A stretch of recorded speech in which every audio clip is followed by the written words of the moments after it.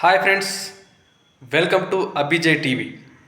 ఈరోజు అభిజయ్ టీవీలో ముఖ్యమైన విషయం ఏంటంటే భారతదేశంలో పలు చోట్ల తెలుగు రాష్ట్రాల్లో పలు చోట్ల భూ ప్రకంపనలు జరిగినట్టుగా వార్తలు వస్తూ ఉన్నాయి.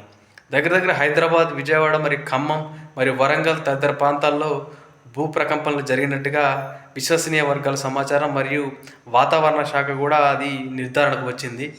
అదేవిధంగా ఎందుకు ఇట్లా హైదరాబాద్ కూడా భూకంప పరిస్థితులు వచ్చినాయి అనేది కూడా తెలంగాణ వ్యాప్తంగా చర్చనీయాంశంగా జరుగుతూ ఉన్నది.